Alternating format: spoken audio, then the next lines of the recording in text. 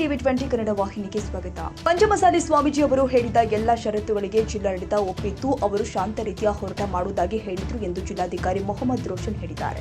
ಮಂಗಳವಾರ ರಾತ್ರಿ ಎಸ್ಪಿ ಕಚೇರಿಯಲ್ಲಿ ಸುದ್ದಿಗೋಷ್ಠಿಯಲ್ಲಿ ಮಾತನಾಡಿದರು. ಕಳೆದ 2 ದಿನಗಳಿಂದ ಪಂಚಮಸಾಲಿ ಸ್ವಾಮೀಜಿ ಹಾಗೂ ಮುಖಂಡರೊಂದಿಗೆ ಜಿಲ್ಲಾಡಳಿತ ಹಾಗೂ ಪೊಲೀಸ್ ಇಲಾಖೆ ಸಭೆ ನಡೆಸಿತ್ತು. ಆದರೆ ಅವರು ಅದರ ಪ್ರಕಾರ ನಡೆದುಕೊಂಡಿಲ್ಲ ಎಂದಿದ್ದಾರೆ. ಏನು ಪಂಚಮಸಾಲಿ ಮೀಸಲಾತಿ ಹೋರಾಟದ ಈ ಒಂದು ಅರ್ಜಿ ಇತ್ತು, ಅದರ ಮೇಲೆ ಜಿಲ್ಲಾಡಳಿತದಿಂದ ನಾವೊಂದು ಪ್ರೊಹಿಬಿಟರಿ ಆರ್ಡರ್ವನ್ನು ಇಶ್ಯೂ ಮಾಡಿದ್ದೀವಿ. ಇದು ನಾವು ಯಾಕೆ ಮಾಡಿದ್ದೀವಿ ಅಂದರೆ,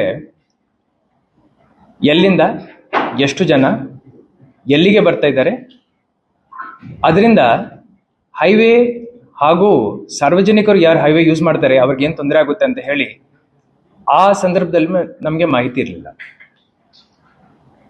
ಇದಾದ ನಂತರ ನಿನ್ನೆ ಪಂಚಮಸಾಲಿ ಪೀಠ ಗುರುಗಳು ಕೂಡಲ ಸಂಗಮ ಸ್ವಾಮೀಜಿಯವರು ನಮ್ಮೆಲ್ಲರ ಜೊತೆ ಒಂದು ಮೀಟಿಂಗ್ ಮಾಡಿದ್ದಾರೆ.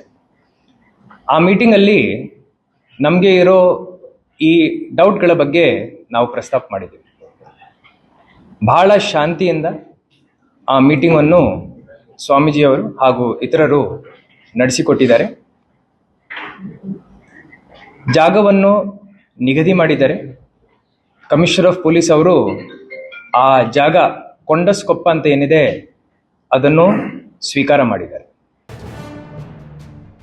ಕನ್ನಡಿಗರ ಮೆಚ್ಚಿನ ನಿಮ್ಮ ಟಿವಿ 20 ಕನ್ನಡ ವಾಹಿನಿ ಇದೀಗ ಟಿವಿಯಲ್ಲಿ ಲಭ್ಯ.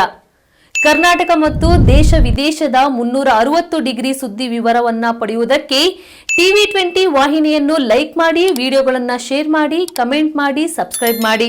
HCN ಕೇಬಲ್ 842 ನಂಬರ್ನಲ್ಲಿ ಹುಕ್ಕೇರಿ ತಾಲೂಕು ಹಾಗೂ ಸಂಕೇಶ್ವರದ ಸುತ್ತಮುತ್ತಲಿನ ಹಳ್ಳಿಗಳಲ್ಲಿ ಲಭ್ಯ.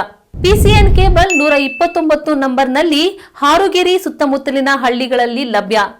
ರಾಯಬಾಗ್ ಡಿಜಿಟಲ್ ಚಾನೆಲ್ ಕೇಬಲ್ 80ನೇ ನಂಬರ್ನಲ್ಲಿ ರಾಯಬಾಗ ತಾಲೂಕಿನ ಸುತ್ತಮುತ್ತಲಿನ ಹಳ್ಳಿಗಳಲ್ಲಿ ಲಭ್ಯ. UDCN ಕೇಬಲ್ ನೆಟ್ವರ್ಕ್ ಉಗಾರ ಸುತ್ತಮುತ್ತಲಿನ ಹಳ್ಳಿಗಳಲ್ಲಿ ನಿಮ್ಮ ಟಿವಿ 20 ಕನ್ನಡ ವಾಹಿನಿಯೂ ಲಭ್ಯ.